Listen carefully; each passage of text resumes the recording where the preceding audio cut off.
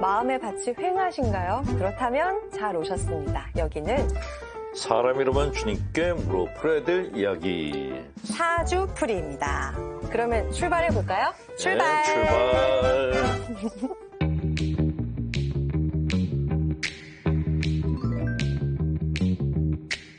신부님, 네. 깜깜한 하늘에서 이렇게 밑을 내려다보면은 십자가가 진짜 많아요. 한 서너 집 걸로 하나는 있는 것 같은데요. 그만큼 교회가 참 많아요. 유교가 끝나고 네. 이제 외국인들이 이제 우리나라에 들어오기 시작했는데 그분들이 비행기 타고 오면서 네.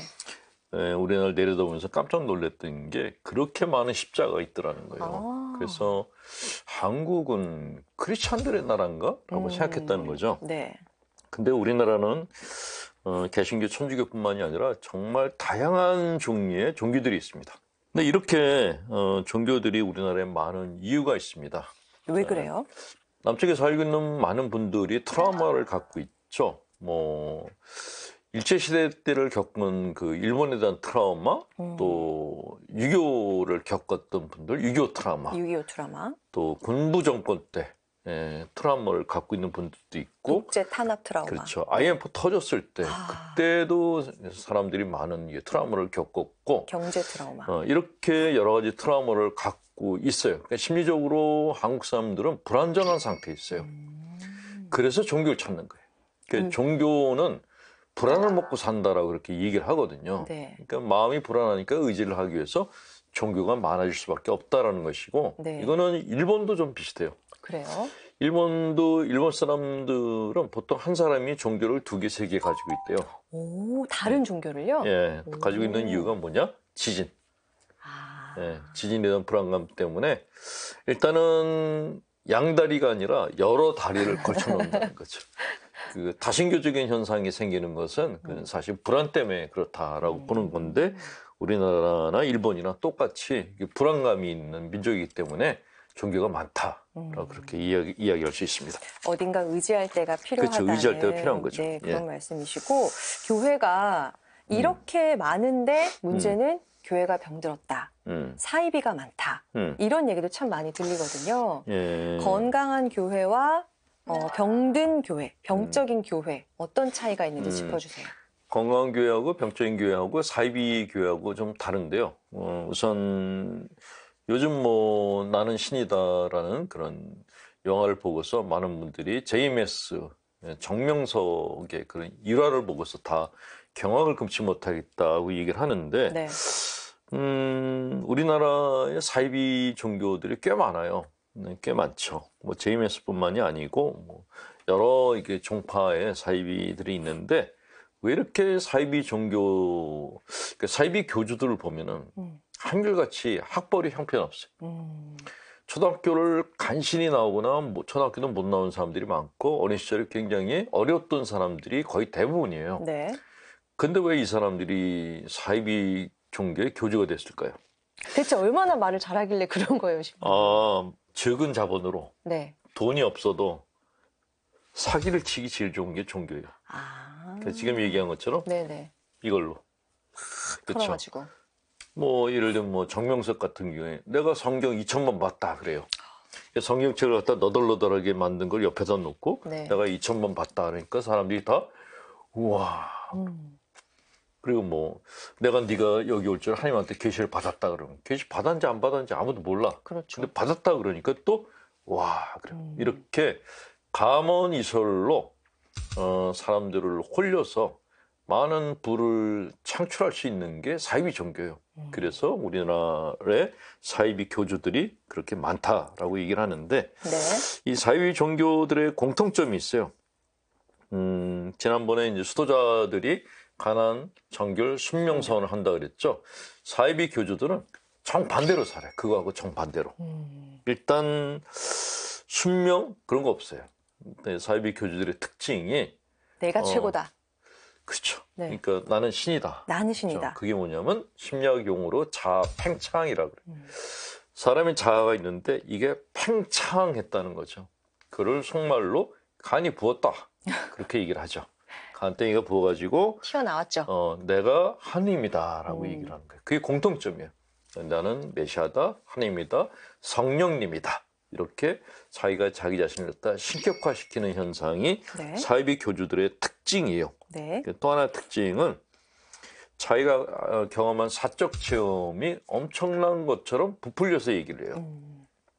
사적 체험은 누구도 확인이 안 된 거예요. 가톨릭교회에서 우리가 인정해 주는 그런 영적 체험들은 수많은 사람들이 그 현장에서 같이 목격을 했거든요. 그래서 그런 거는 인정해 주는데 내가 기도했는데 하느님이 나만 만났어. 이런 거는 인정 안 해줘요. 근데 사이비 교주들은 그런 사적인 것을 마치 자신이 선택받는 사람인 양 쓰는데 네. 뭐 기꺼이 그런 것들 갖다가 자기 포장을 하는데 쓴다라는 거죠. 서슴지 않고 얘기를 하죠. 네. 네. 그리고 또 하나는 신도들을 착취를 해요. 보통은 이렇게 뭐 수도자나 사제들은 이렇게 신자들을 갖다 케어를 하려고 하거든요. 네. 자기한테 들어온 걸 나눠주려고 하는데 사이비 교주들은 그게 아니라 신도들을 착취를 합니다. 그래서 뭐 앵벌이를 시킨다 그러죠. 속말로 앵벌이 시켜서 돈 벌어오게 만들고 심지어는 뭐 성착취를 하는 그런 교주들도 있다고 합니다. 그러니까 신자들을 자기 행복을 위한 수단으로 쓰는 사람들이 사이비 교주다. 그래서 사이비 교주들이 자기적 성격 장애자들이 많다라고 얘기를 합니다. 네. 세 번째가 아까 빛나 씨가 얘기한 것처럼 말을 잘해요. 가문이설. 네네. 구원받을 사람은 14만 4천 명이다. 그리고 그 구원받는 그 숫자는 내가 결정한다라는 거죠. 그 어떤 성서에도 그런 말이 없거든요. 14만 4천 명은 12 곱하기 12 곱하기 1000이에요. 그러니까 종말에 하나님께서 무한한 사람들을 다 당신이 받아주겠다라는 것이 14만 4천 명인데 이거를 딱 액면가로 14만 4천 명만 뽑겠다라고 거짓말을 하는 거예요. 그러니 돈을 내라 이거죠. 네, 근데 14만 4천 명이 이미 넘었어요. 네, 근데도 여전히 14만 4천 명을 강조를 하면서 네. 사람들 현혹하는 것이 사이비 종교입니다. 네네. 자, 이에 반해서 네. 그럼 병적인 교회는 뭐냐? 다른 거 다 괜찮은데 신자들을 정신적으로 쪼이는 교회. 그러니까 더 열심히 살아야 돼, 더 기도 많이 해야 돼, 더 헌신적으로 살아야 돼, 더 희생해야 돼라고 지금 내가 할 수 있는 것보다 더 많은 걸 요구하는 그런 교회가 병적인 교회라고 합니다. 이거를 예수님 당대에는 바리사이들이 그랬거든요. 네. 이 사람들한테 율법을 도저히 지킬 수 없는 사람들한테 율법을 지키라고 강요를 했고 못 지키는 사람들은 너희는 하나님 나라에 못 들어간다라고 아예 정죄를 했어요. 네네. 그를 병적인 교회라고 얘기한다는 거죠. 교회는 사실 치유를 해주는 곳이거든요. 죄 지은 사람들이 와서 마음의 평안함을 얻고 가는 것이 그게 건강한 교회인데 네. 이거는 뭐 교회는 거룩한 삶을 사는 사람들만 들어오고 죄 지은 사람들은 못 들어온다. 그러면 그 교회 자체가 병적인 교회다라고 볼 수 있다는 거죠. 네. 요즘 교회에 청년 보기가 힘들다 이런 말 예. 많이 나오거든요. 교회가 늙어가고 있다는 건데 왜 그럴까요, 신부님? 제가 하는 얘기가 답이 될 수는 없겠지만은 교회는 청년들이 안 나오는데 사이비 교회는 청년들이 넘쳐요. 많대요. 많죠. 뭐 종교만 해도 청년 신도가 10만 명이다라고 자랑을 하고 있거든요. 근데 왜 그럴까요? 왜 우리가 사입이라고 하는 교회는 그렇게 많은 청년들이 가고 우리는 정통 기독교다, 정통 그리스도교다 하는데 왜 청년들이 안 올까요? 그게 궁금해요. 대체 뭘 주는지. 예, 식당을 예를 들어서 네. 똑같은 음식을 만드는데 어떤 식당은 줄을 서 있고 어떤 식당은 줄이 없어요. 네. 왜 그럴까요? 맛있어서? 그렇죠. 달콤해서. 맛 때문이죠. 음식 맛이 있으면은 가고. 그러니까 똑같은 음식이라도 그걸 만드는 사람에 따라서 음식 맛이 맛있기도 하고 맛없기도 하다는 거예요. 네. 그런 사람들 다 알죠. 저는 종교는 음식이라고 생각해요. 예수님께서 그러셨잖아요. 나는 살아있는 빵이라고. 빵이라고 그러셨잖아요. 그러니까 당연히 그리스도가 빵이라면 교회도 빵이에요. 그러니까 사람들이 먹을 만한 빵이 돼야 되는데 네. 애들이 먹으려고 그랬더니 맛이 하나도 없어. 안 먹죠. 안 먹죠. 네, 사이비 종류는 굉장히 달짝지근한 빵을 내놔요. 그러니까 애들이 거기 중독돼서 가는 거예요.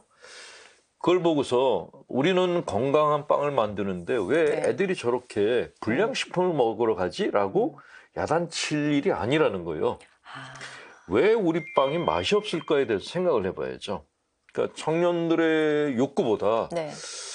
내가 가르쳐주고 싶은 거를 먼저 우선시하고 있는 게 아닌가 하는 생각이 들어요.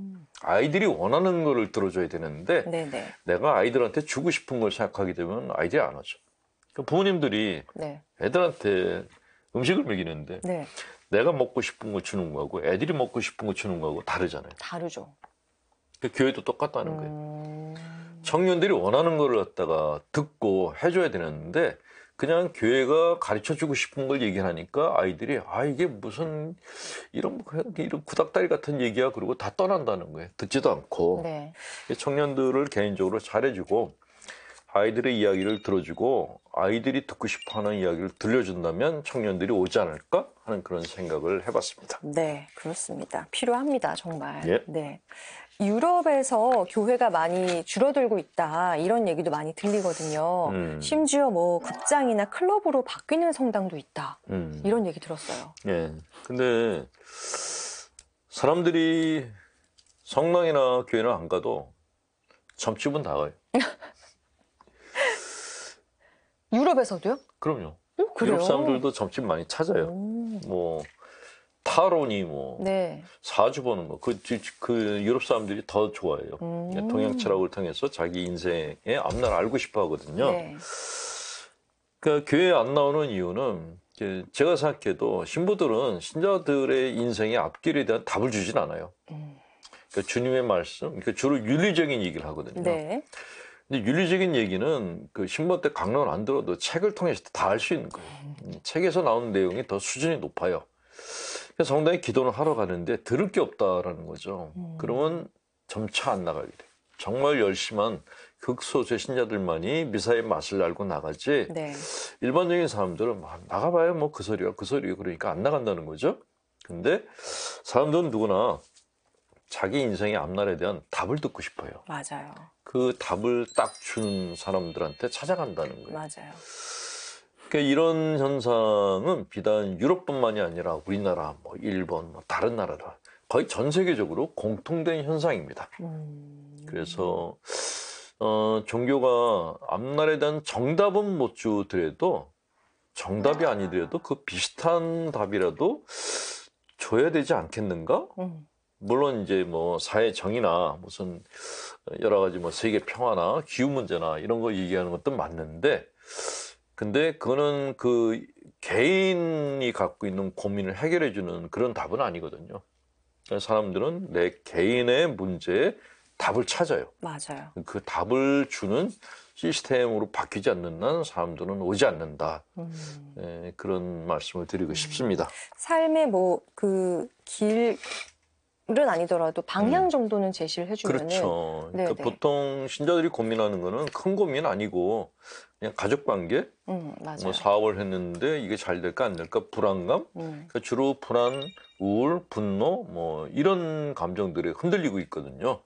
그런 것들을 치유할 수 있는 방법을 알려줘야 되는데 교회 가면 뭐 기도하면 되겠다라고 간단하게 얘기를 하니까 사람들이 이제 정신과를 가거나 뭐 상담을 받거나 이런 쪽을 빠지지 굳이 내가 교회까지 가야 되나? 그런 생각.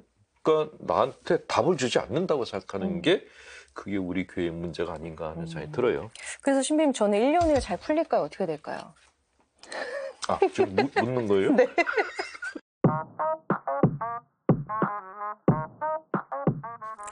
저는 매일 미사에 참석할 때마다 가족을 위해 미사 예물을 봉헌하는데 어찌된 일인지 이번에 부임하신 신부님은 미사 시작 전 예물에 적힌 가족 이름을 부르지 않습니다. 금액도 넉넉하게 넣었고 이름도 크게 써넣었는데 안 불러주시니 솔직히 서운합니다. 제가 잘못된 건가요? 라고 익명으로 보내주셨습니다. 네, 미사 때 그 미사 예물 그 봉투가 이제 명단이 올라오거든요.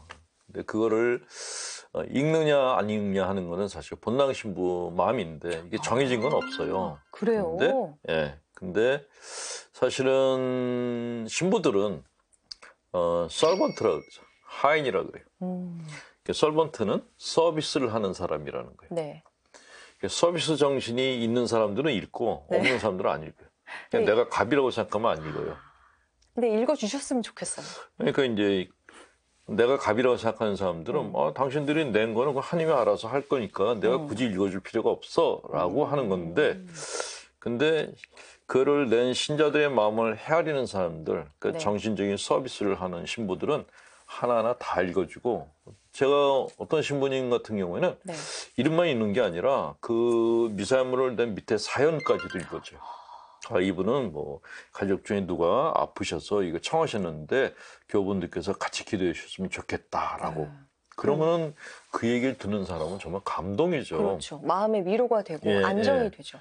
예, 그러니까 신부들도 좀 그런 면에서의 서비스 좀 해야 되지 않나 하는 생각이 들어요. 그거 읽는데 뭐 1시간이 걸리겠어요? 2시간이 걸리겠어요? 그냥 다 읽어봐야 5분도 안 걸려요. 근데 네. 그거를 내가 이런 걸 왜 읽어야 돼? 그리고 안 읽으면은 신자들이 상처받아요.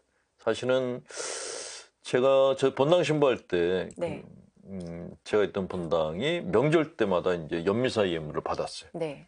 근데 한 번에 뭐 100개, 200개가 들어와요. 완전히 밖에 게시판에 네. 그 명단을 다 적어놨어요. 사무장이 그거 하느라고 굉장히 애를 먹었는데 신자분들이 와서 다 확인해요. 내 이름이 있는지. 예. 제- 빠지면 난리가 나는 거예요. 네네네. 사무실에 가서 왜 우리 조상님 이름 뺐냐고 네. 항의하고, 그러니까 그렇게 내가 지향을 올린 그 이름을 불러주는 것이 신자분들한테 굉장히 중요하다라는 거죠. 신부들한테는 안 중요하지만 신자들한테는 중요해요. 신자분들이 중요하다고 생각하는 것을 서비스 해드리는 게 그게 사지직이라고 생각합니다. 네. 네. 네. 신부님들 꼭 좀 읽어주시기를 부탁드리겠습니다. 네. 이 시간은 여러분과 함께 만들어갑니다. 홈페이지에 질문과 사연 올려주시면요. 신부님께서 시원하게 풀어드리겠습니다. 그럼 저희는 다음 시간에 또 인사드릴게요. 고맙습니다.